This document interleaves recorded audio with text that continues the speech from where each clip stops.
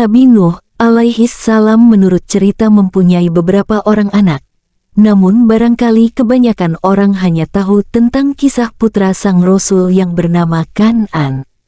Agar lebih tahu kisah Nabi Nuh alaihi salam dan beberapa anaknya, simak dan tonton videonya sampai selesai agar tidak salah paham. Al-Quran boleh jadi hanya menjelaskan tentang kisah anak Nabi Nuh yang tenggelam bersama orang-orang kafir. Padahal jika mempelajari lebih dalam seputar kisah Nabi Nuh dan anaknya, ada beberapa hal lain yang bisa kita pelajari dan ambil hikmahnya. Dalam kisah ini bukan hanya Kan'an yang menjadi fokus dalam pembahasan. Akan tetapi, ada pula informasi singkat mengenai 3 putra sang Rasul lainnya yang kisahnya mungkin dapat kita petik sebagai pelajaran, mengingat mereka taat kepada sang ayah dan beriman kepada Allah Subhanahu wa Ta'ala. Sekilas kisah tentang 3 anak Nabi Nuh alaihi salam. Kisah Nabi Nuh dan anaknya diceritakan di dalam kitab suci, baik Al-Quran maupun Alkitab. Meski begitu, kedua kitab suci tersebut memfokuskan riwayat yang berbeda terkait putra-putra Nuh. Di dalam Al-Quran sendiri, satu-satunya kisah anak Nabi Nuh yang disebutkan adalah putranya bernama Kan'an yang tenggelam. Jika mengacu pada Alkitab maupun sebagian ulama ahli tafsir, sang Rasul sendiri dikisahkan mempunyai anak lain selain Kan'an. Ia memiliki 4 orang putra, yaitu Sam, Ham, Yafet, dan Kan'an. Pada saat banjir besar datang, hanya Sam, Ham, dan Yafet yang ikut serta naik ke bahtera Nabi Nuh alaihi salam.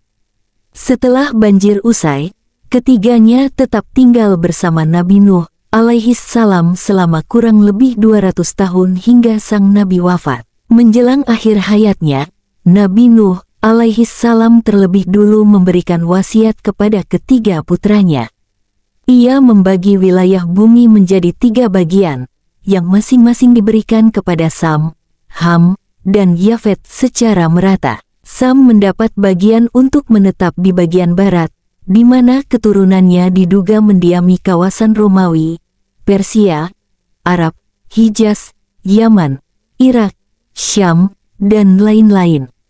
Lalu menurut kisah, untuk anaknya yang bernama Ham, Nabi Nuh memberikan wilayah bumi bagian utara. Selanjutnya, keturunan Ham menempati wilayah yang meliputi daerah Zanji dan Habasyah. Terakhir adalah untuk Yafet yang mendapatkan jatah untuk menempati bumi bagian timur. Keturunan Yafet kemudian menempati wilayah yang diketahui berada di kawasan Turki, Ya'juj, dan Ma'juj. Nabi Nuh dan anaknya Kan'an yang durhaka. Cerita mengenai anak Nabi Nuh alaihi salam yang satu ini memang tidak dimulai dari kisah masa kecil Kan'an. Nama dan ceritanya hanya disebutkan 1 kali di dalam Al-Quran, yaitu ketika air bah datang, dan ia dengan sombongnya mengatakan bahwa dirinya bisa menghindari banjir dengan naik ke gunung, alih-alih ikut sang ayah ke atas bahtera. Riwayat tentang Kan'an tercatat dalam surah Hud ayat 42-48. Dan Nuh memanggil anaknya, ketika dia, anak itu, berada di tempat yang jauh terpencil, "Wahai anakku, naiklah ke kapal bersama kami dan janganlah engkau bersama orang-orang kafir." Dia, anaknya, menjawab, "Aku akan mencari perlindungan ke gunung yang dapat menghindarkan aku dari air bah." Nuh berkata, "Tidak ada yang melindungi dari siksaan Allah pada hari ini selain Allah yang Maha Penyayang," dan gelombang menjadi penghalang antara keduanya. Maka dia, anak itu, termasuk orang yang ditenggelamkan. Melihat Kan'an tenggelam, rupanya sebagai ayah, Nuh tidak tega sehingga ia berdoa kepada Allah agar menyelamatkan putranya. Dan Nuh memohon kepada Tuhannya sambil berkata, "Ya Tuhanku, sesungguhnya anakku adalah termasuk keluargaku, dan janjimu itu pasti benar. Engkau adalah hakim yang paling adil." Al-Quran Surah Hud ayat 42-45. Sayangnya, Allah tetap menenggelamkan Kan'an bersama orang-orang kafir. Setelah itu, Dia, Allah, memberitahukan kepada Nuh bahwa sejatinya Kan'an bukanlah termasuk keluarganya mengingat perbuatannya yang tidak baik selama ini.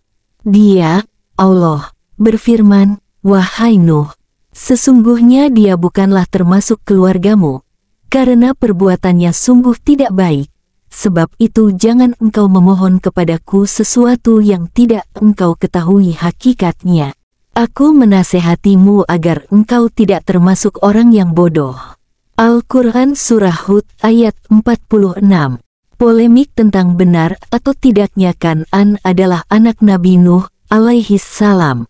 Dari Surah Hud ayat 46 di mana tertulis kalimat, "Sesungguhnya dia bukanlah termasuk keluargamu," yang merujuk pada Kan'an, ternyata menimbulkan polemik di kalangan ulama.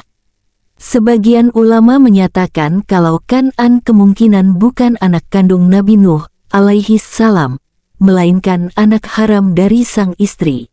Pertanyaan tersebut didasarkan pada keterangan dalam surah At-Tahrim ayat 10 yang di dalamnya dikatakan bahwa istri sang Rasul ialah contoh orang yang kufur. Lalu diterangkan pula bahwa istri Nuh berkhianat kepada suaminya.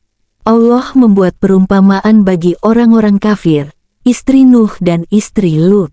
Keduanya berada di bawah pengawasan dua orang hamba yang saleh di antara hamba-hamba kami.